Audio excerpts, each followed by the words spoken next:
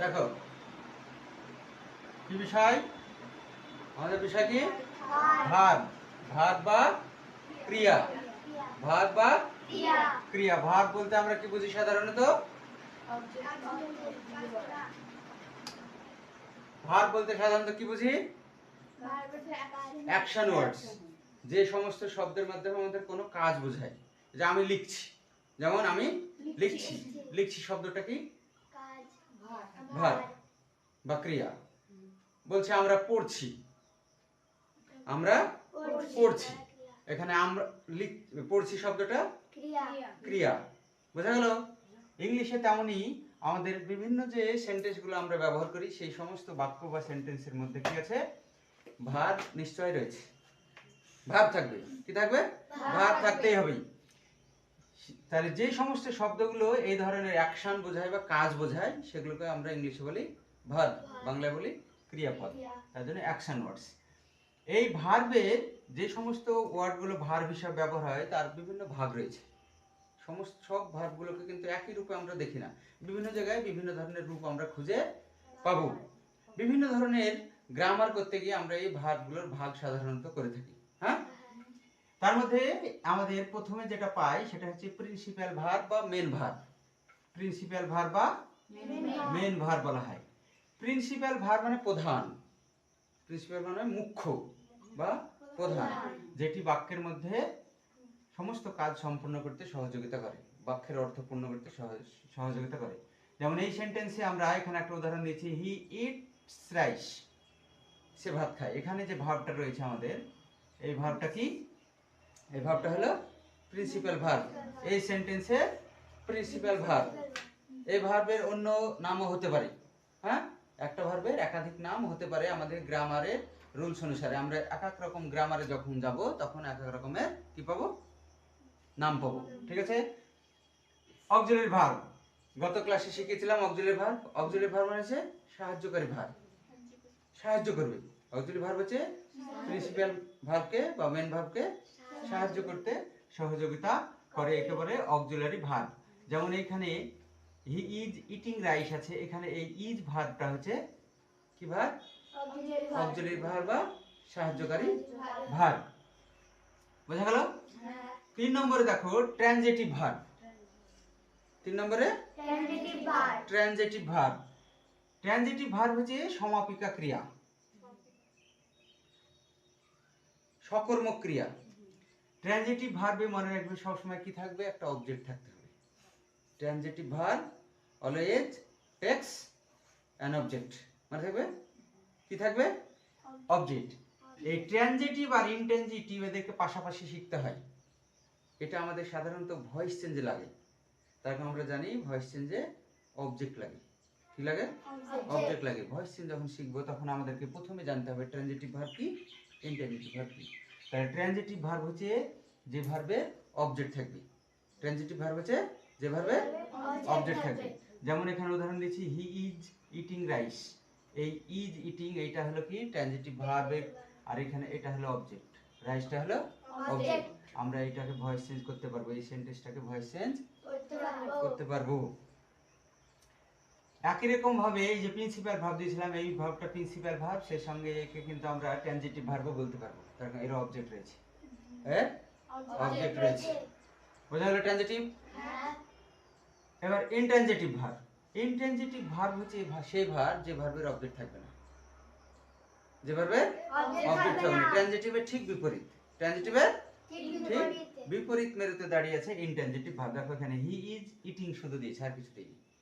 যদি এই ধরন থাকে এইটা হলো ইনট্রানজিটিভ। He is eating. এইখানে যদি ইটিং এর পরে কোনো অবজেক্ট দিয়ে দিতাম তাহলে ওইটা আবার ট্রানজিটিভ হয়ে যেত, তখন আর ইনট্রানজিটিভ থাকতো না, তারপর অবজেক্ট পেয়ে যেত।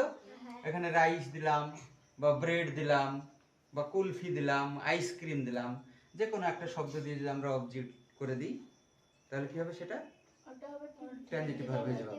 বোঝা গেল? ট্রানজিটিভ, ইনট্রানজিটিভ বোঝা গেল? এই ট্রানজিটিভ আর ইনট্রানজিটিভ খুব গুরুত্বপূর্ণ ভার্ব। কেন? ভয়েস চেঞ্জ শিখতে গিয়ে আমাদের এগুলো লাগবেই। হ্যাঁ, এইটা না জানলে কিন্তু ভয়েস চেঞ্জ করা যাবে না। অনেক সেন্টেন্স অনেক সময় আসবে আমাদের সামনে। দেখো, তার ইনট্রানজিটিভ বোঝা গেছে? ইনট্রানজিটিভ ভার্বে কি থাকবে না? অবজেক্ট থাকবে না। আর ট্রানজিটিভে অবজেক্ট থাকবেই। পরে আমাদের রয়েছে ফাইনাইট ভার্ব আর নন ফাইনাইট ভার্ব। এই ভার্ব দুটি লাগে আমাদের জয়নিং এর ক্ষেত্রে। এই ভার্ব দুটি কোথায় লাগবে? জয়নিং এর ক্ষেত্রে। জয়নিং এর ক্ষেত্রে লাগবে। এই ভার্ব দুটো কোথায় লাগবে আমাদের? ভয়েসে। ট্রানজিটিভ ইনট্রানজিটিভটা দেখতে হবে কোথায় আমাদের? ভয়েসের ক্ষেত্রে। আর ফাইনাইট নন ফাইনাইট আমরা জয়নিং এর সময় লাগবে, পরের বছর লাগবে কিন্তু। ঠিক আছে? ফাইনাইট ভার্ব এবং নন ফাইনাইট ভার্ব। ফাইনাইট আর নন ফাইনাইট ভার্ব, সকর্মক আর অকর্মক। ফাইনাইট এবং নন ফাইনাইট। ঠিক আছে? সমাপিকা ক্রিয়া। সরি, এটা সকর্মক অকর্মক, এটা হচ্ছে সমাপিকা ক্রিয়া। সমাপিকা আর অসমাপিকা। কি বলে? সমাপিকা আর অসমাপিকা ক্রিয়া। সমাপিকা ক্রিয়া মানে হচ্ছে বাক্যের মধ্যে সে সমস্ত কাজকে সম্পূর্ণ করবে, অর্থ বোঝাতে আমাদেরকে সাহায্য করবে। আর যেটা অসমাপিকা ক্রিয়া, সে কিন্তু একা একা নিজের অর্থ প্রকাশ করতে পারবে না বাক্যে। তার জন্য সমাপিকা ক্রিয়ার উপর নির্ভরশীল হতে হবে। ঠিক আছে? এই ফাইনাইট ভার্ব যেমন হি ইটস, ছোট্ট করে লিখেছি, এইটা হলো সমাপিকা ক্রিয়া। এটা হলো সমাপিকা ক্রিয়া। এইটুকে, এই সেন্টেন্সটুকে, এই ইট শব্দটাই এই সেন্টেন্সের মানে পরিপূর্ণ করে দিচ্ছে। আমাদের বুঝতে কোনো অসুবিধা হচ্ছে না। সে খায়। পরে আমরা নন ফাইনাইট উদাহরণ দিয়েছি, he likes to eat. He likes to eat. এই দেখো, এই ভার্বের আগে টু বসে পড়েছে। ভার্বের কি বসেছে? টু বসে পড়েছে। এই নন ফাইনাইট হয়ে গেছে। কি হয়ে গেছে? নন ফাইনাইট হয়ে গেছে। নন ফাইনাইট আবার তিন ধরনের হয়। কয় ধরনের? নন ফাইনাইট কয় ধরনের হয়? তিন ধরনের। নন ফাইনাইট ভার্ব আছে মানে তার আগে একটা ফাইনাইট ভার্ব আছে। এখানে এটা ফাইনাইট ভার্ব, লাইকটা। আর এটা নন ফাইনাইট। নন ফাইনাইট কয় ধরনের? তিন ধরনের। একটাকে বলা হয় জিরান্ড, একটাকে বলা হয় পার্টিসিপল,